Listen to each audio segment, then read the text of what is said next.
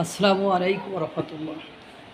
ভারতকে শিক্ষা দিতে এক সপ্তাহের বেশি সময় লাগবে না। ঠিকই তো বলছেন। বাংলাদেশের অবসরপ্রাপ্ত বিভিন্ন সেনা কর্নেল, মেজর, হাসিনুর রহমান সহ বিভিন্ন ব্যক্তিবর্গ বিরুদ্ধ হইলে রিটায়ার্ড কি এমনি এমনি হয়?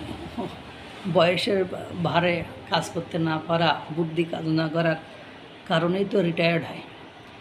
এইসব মানুষগুলো এখন বাড়ি বসে বসে কষ্ট হয়ে যাচ্ছে, ঝিমায় যাচ্ছে। তা যখন দেখে যারা নতুন প্রজন্ম বা ইয়াং প্রজন্ম যারা রাজনীতি বোঝে, জিও পলিটিক্স বোঝে, তারা তো বুঝতে পারে যে কোন কথা বলা উচিত আর কোন কথা বলা উচিত নয়। তাই এই ডেট এক্সপায়ার মালগুলোর লয়ে এসে একটু যদি বক্তব্য দেওয়া যায় ভারতের বিরুদ্ধে, তাছাড়া তো মাঠ গরম তো রাখতে হবে। মাঠ গরম রাখতে হলে তো একটু গরম গরম বক্তৃতা না দিলে মাঠ গরম থাকবে না। এই জন্য আর একজন দেয়, তারে তো গাঁজা খট্টর বলে, ডিম টিম মারে এবং সে বিতর্কিত হয়ে গেছে।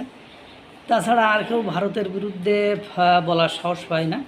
তাই আমরা দেখি বিভিন্ন সময় এই অবসরপ্রাপ্ত ডেড এক্সপায়ার মানে মূল্যহীন, মানে বাড়িতে দেখা যায় 2 পয়সা মূল্য নেই, এদেরকে নিয়ে এসে মাইক ধরায় দিয়ে বলা হয় তুমি ভারতের বিরুদ্ধে বক্তব্য দাও। তারা আবার ভারতকে শিক্ষা দিতে এক সপ্তাহের বেশি সময় লাগে না, এই ধরনের বক্তব্য দেয়। চলেন তাহলে আপনার সশস্ত্র বাহিনী ভারত যত বড়ই হোক না কেন, ভারতকে শিক্ষা দিতে আমাদের এক সপ্তাহের বেশি সময় লাগবে না।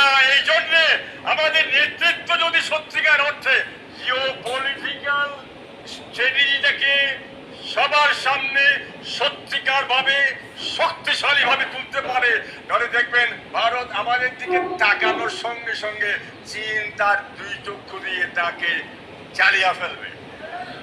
পাকিস্তান বসে আছে, সুযোগ খুঁজতেছে খড়ি মিসাইল দিয়ে মোদির কল্লা কাটার জন্য। আমার দেশের সশস্ত্র বাহিনী ভারত যত বড়ই হোক না কেন, ভারতকে শিক্ষা দিতে আমাদের এক সপ্তাহের বেশি সময় লাগবে না।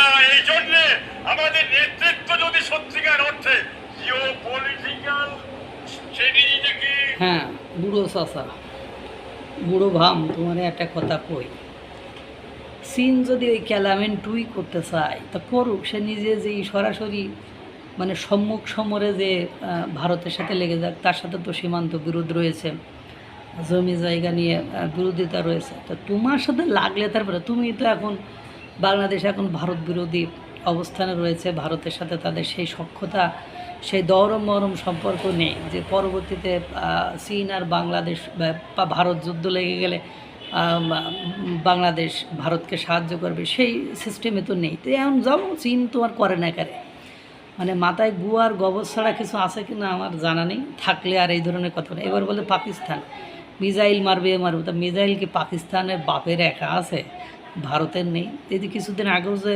অপারেশন সিঁদুর হইল, তখন তোমার পাকিস্তান কিছু মেরে দিত, আমরা তখন দেখতাম।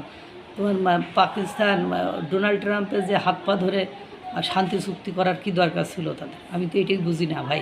তোমরা তো বহুত বোঝো, বহুত বয়স্ক মাল, মানে মাল খেয়ে মাল হয়েছো কিনা আর সেটা আমার জানা নেই। তো এই হলো অবস্থা। ডেড এক্সপায়ার মালগুলো নিয়ে এসে মাঠ গরম করার জন্য এইসব গরম গরম বক্তৃতা দেয়, এগুলো দেখলেই মাথা গরম হয়ে যায়। আল্লাহ তাআলা সকলকে ভালো রাখুক, সুস্থ রাখুক। আসসালামু আলাইকুম ওয়া রাহমাতুল্লাহ।